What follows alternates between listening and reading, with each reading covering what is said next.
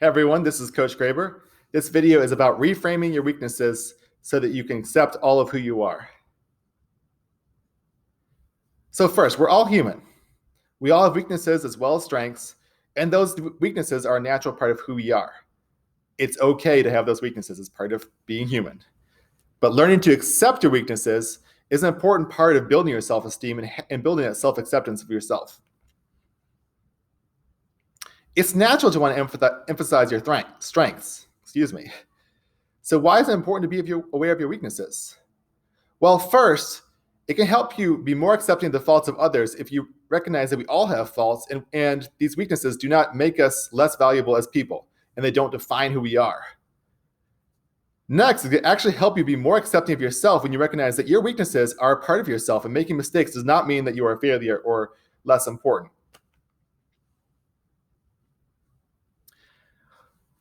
Here's the key. Oftentimes your weaknesses, those weaknesses you see in yourself, they're actually the flip side of the coin to your strengths. So think about some of those weaknesses that keep coming up in your mind. Think about how these shortcomings are actually related to your strengths. And maybe take a minute to reflect on how you can look at those weaknesses as actual strengths. Suppose your short temper is due to a strong need for fairness in the world about you. So maybe you have a temper, but on the flip side, it's because fairness is super important to you. Or maybe your stubbornness is a sign of your determination, your ability to persevere. Maybe you struggle with being too stubborn, but at the same time, that means that you are determined and you don't give up quickly. Or what if you feel like you're a really sensitive person, but maybe at the same time, that means you're very compassionate and you care very deeply about people. So think about those flip side of the coins to those weaknesses that you may have. Oftentimes, your limitations are indicators that you need to channel your energies in different ways than other people. So just because you have these weaknesses doesn't mean it's an excuse for giving up or for considering yourself to be a failure. So an example of this could be Albert Einstein. He's one of the most famous scientists of all time. He actually dropped out of school when he was 15 because he didn't learn well in the way that he was taught. He didn't learn the same way that his peers did. This is a limitation in his life, but he didn't use it as an excuse to lay around on the couch all the time, for example. He didn't use this to hold him back. He found his own way to learn and push the boundaries of science for the rest of his life. He actually used his weaknesses to change the way the world thinks about science.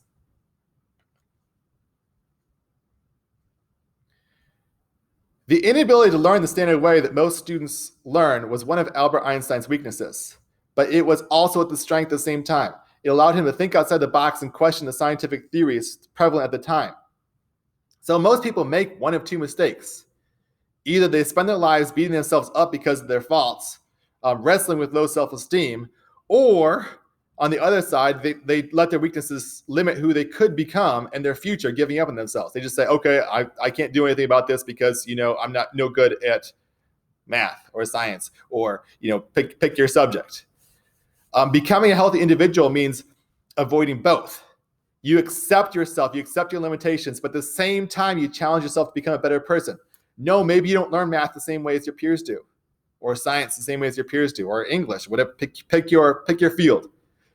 But you can still learn it. You can still push yourself to learn it new ways. You just need to find out how you learn and how you become a better person. So I want you to think about this. Think about those two sides of accepting who you are, but still pushing yourself to become a better person. And then I want you to think about those weaknesses that come to mind. How can you look at those weaknesses instead as a strength? How can you work around those weaknesses?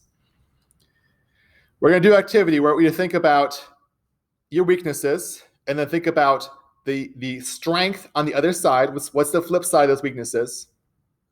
And then what are some strategies you can use to help you overcome those weaknesses? So think about both at the same time.